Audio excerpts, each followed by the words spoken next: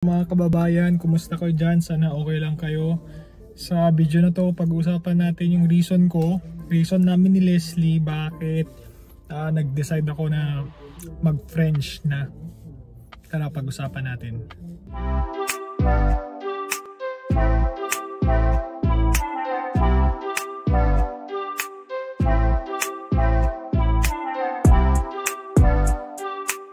Guys, andito pala tayo sa Oakville. Hinihintay natin si Leslie galing downtown. So si Austin nandun, no? Kung nakikita nyo. So balik tayo sa topic, guys. Bakit ba nag-French na ako kahit sabihin mo mataas na yung score namin? As of today kasi, Wednesday, August, ano ba yung August ngayon? Teka lang, ano August ngayon? August 16 yata. Parang ganun. Hindi. August 13, guys. Ang last draw sa CEC is 534. Before 534, ang draw kasi is nasa 518. So lahat nag-expect na, alam mo yun, bababa na ng 518, 516, pero biglang tumaas.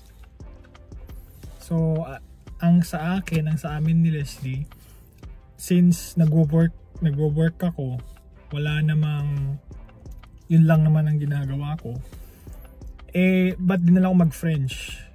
Kasi habang mahaba-haba pa yung permit natin, di ba?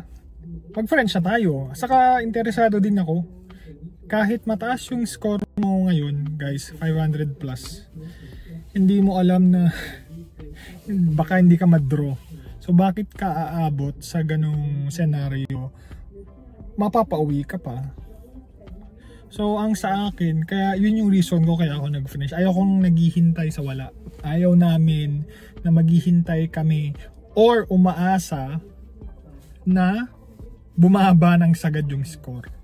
Medyo malabo kasi yung bumaba, guys. Tingin ko kasi marami pa rin tao dito sa Canada. So ano na yan, labanan na yan ng education, English exam, mga French, ganyan. So yun yung reason namin bakit ako nag-French, for immigration purposes. Pangalawang reason, guys, para yung dun sa pag-French namin is nag-French, nakita nyo, nag-announce English, French kasi yung official language dito sa Canada. So parang baka may opportunity pag marunong ka mag-French o fluent ka mag-French, may opportunity ka sa government or sa malalaking company or sa, alam mo yung magagandang company, guys.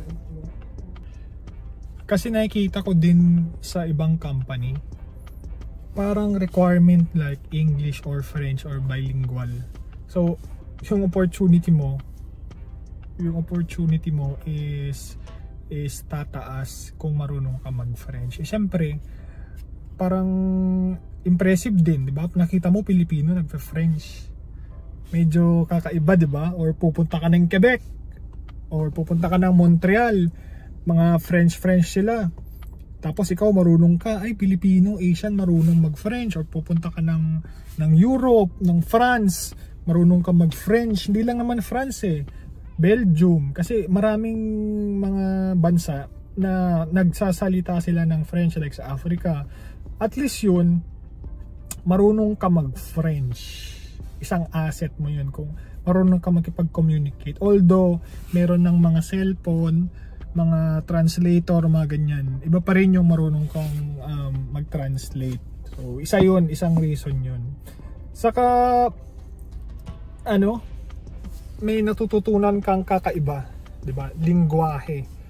So guys, balak ko din talaga pag na-PR na kami or na-PR na kami, magaling na akong mag-French, gusto kong matutong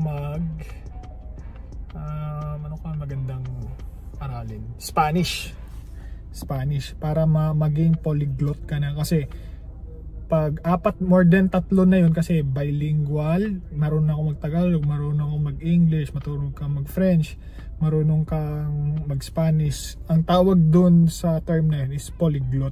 More than 3 na. Hindi, kasi pag 3, multilingual. O, kung katulad ko, marunong kang mag-Tagalog, marunong kang mag-French, marunong kang mag-English, multilingual ka na. Ngayon, bilingual pa lang, 2 pa lang, English saka Tagalog o Pilipino. So, yun yung reason namin. Talagang yung primary reason talaga is for immigration purposes. Secondary na lang yung mga job opportunity, or pangatlo, yung pinaka-list talaga is ano na yun, additional na lang yun. Yung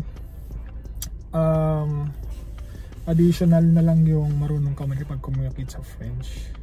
So, kasi guys, kung nasa Pilipinas ka, kung ako nasa Pilipinas kami at gusto naming pumunta ng Canada at wala kaming budget, ang way talaga namin ni Leslie, kung talagang gusto namin mag-Canada, is mag-aaral ako ng French. Yun talaga, mag-aaral ka ng French. Kung makakuha ka ng mag-sponsor sa'yo dito, good. Pero mahirap na ngayon. Mahirap ang sponsoran dito sa Canada. Mahigpit na sila. So anong gagawin mo? Ang next, tingin ko, personal na opinion ko, ang next na way para makapunta ka dito at di ka na mag-aaral, mag-international student, work permit, is mag-aaral ka ng French, CLB7, tapos mapi-PR ka, landed immigrant or landed PR pagdating mo dito sa Canada. So yun yung discarding gagawin ko. Saka guys, yun kasi yung aside from may mag-sponsor sa'yo, ang pinakamura talaga or cheapest, dun na lang tayo sa cheapest option is, aside dun sa may mag-sponsor, ang cheapest talaga is mag-French ka. Kasi pag magi-international student ka guys, milyon ang gagastusin mo, mahal. Hindi naman ganun ka mura. Lalo na pag gusto mong isama yung family mo, meron lang certain courses na pwede mo silang isama. Majority is kailangan mo mag-masteral. Magtingin-tingin kayo sa online. Ang average cost for studying masters is around 30,000 to 50,000. 50,000 sabihin mo na. Ganun kamahal. So andyan na si Leslie guys. Tara, alis na tayo. So yun yung reason namin. Yun lang, Austin. Bye bye.